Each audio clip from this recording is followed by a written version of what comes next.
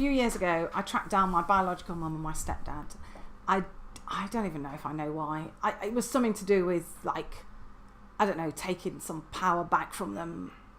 Anyway, I went with my boyfriend at the time, who's now my husband, and Ed. And Ed is like, my nan would say, built like a brick toilet outhouse, built like a brick outhouse. He's like, oh, muscles, 6'4", and just, oh, lovely. But I'm more likely to punch someone than Ed is. I mean, if there's a fight, I'd be there first. Ed's so gentle and humble, but he looks great as like muscle, so I took him with me. Anyway, I tracked them down there, and the same pub they were always went to.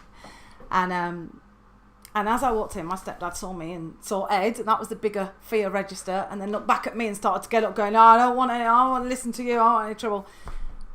And in that moment, I just felt this enormous power, and I said to him, sit down. And he sort of hesitated, and I said, sit down unless you want me to tell everyone in this pub that you're a paedophile. And I said it loud enough that the people on the tables either side would hear. And they started to shuffle away a bit, and he sat down, and he looked like a broken man. He was scared of me.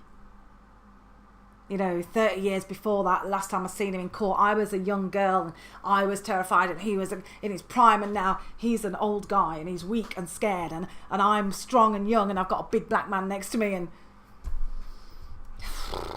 and it felt awful. I felt like physically sick as soon as I saw his reaction, because what I'd done in that moment is I'd switched places. I'd become the powerful one, and I'd exerted that power over him. Sure, I did it in words. He did it in repeatedly raping me and attacking me and punishing me and hurting me. But I made the same choice as him. I chose to assert my power to frighten and manipulate someone into doing what I wanted them to do. And the moment, and it was a split second that I just, you know, I'd said this, and he sat down and he was scared, and I like thought I was going to be sick. I hated the fact that I'd done that. I wanted to be the furthest away from whatever the opposite of an abuser was. I wanted to be there. I wanted to be like a person of integrity and compassion and empathy, and, you know, and that's the moment I decided to live like that. And since then, I've, you know, whenever I'm faced with a difficult conversation, or I'm standing next to someone who, I'm talking to someone who I just want to punch in the nose, just happens quite a lot. I always say to myself, I know it's impossible, Jazz. I know it's impossible. But if you could be compassionate to this person right now, what would you say? What would you think? What would you feel? What would you do? If it was possible for you to show empathy, what would you say? What would you feel? What would you think? What would you do? Because I don't want to be a hateful person. And in that conversation with my stepdad, I wanted to find out who my real dad was. My mum declined to tell me, and during the conversation, you know, I spoke to him about, he got a bit leery, and I'm like, don't get leery, I've got people watching you. One step out of line, I'll have you arrested. Ed works for the police. He doesn't, you know. You know, I kept losing my control in and out of that. And he said at that conversation, I said about if you ever touch another child, and he said, oh no, I've given all that up now. You know, like it's a hobby.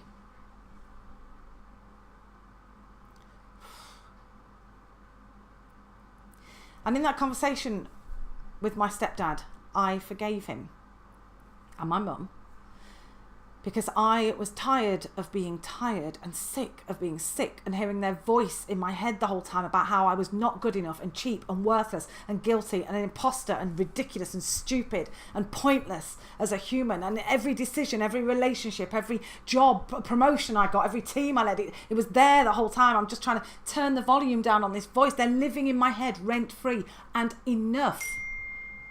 So I just said, I forgive you for everything you've ever done to me. And I made it very clear it didn't mean that I wanted to be friends. But it did mean letting go. And you know, at the point of that mic drop, I felt lighter. I just like, my lungs, I could breathe for the first time. There's nothing on my chest. There's nothing constricting. I could breathe. And the rest of the conversation was really tricky. You know, still he's all, you know, just being in the same space as him. I don't have to like him to forgive him. I don't have to reconcile, but I just... And so that's when people say, oh my God, you're so amazing. Look at how you live your life. Look at you. I mean, I might be making this up, but no, people do say that I'm an inspiration, and they say you're so confident. Yeah.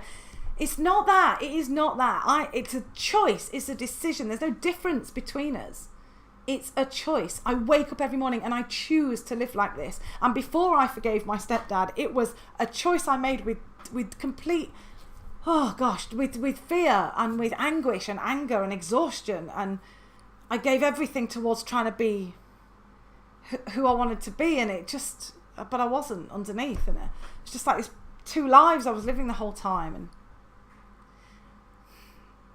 And it works. I mean, you can kind of get, you know, you can do stuff, but it's not the same as this. It's not the same as this. So when you see this, when you see me on stage talking and me teaching and me leading and me now, it's the same me because of the release. I didn't forgive my stepdad because it was the right thing to do. It's because I'm worth it. Because I'm better than whatever not forgiving him is. I'm better than that. And I want more. I want more for myself, for my husband, for my kids, for my friends, for the planet. I want more. So I saw this video by this woman. I think she's some sort of vicar, but she's got like tattoos and she's 6 foot and she swears like a trooper. I love her. And she has a video that is call Forgive Assholes. I saw that 2 days ago and I'm like, that's my kind of woman. So I don't know what's going on in your life. I don't know what you've got. I don't know what you're carrying. But I want to tell you that this is real. And this is available and accessible and within your capacity. And I'd love you to have it.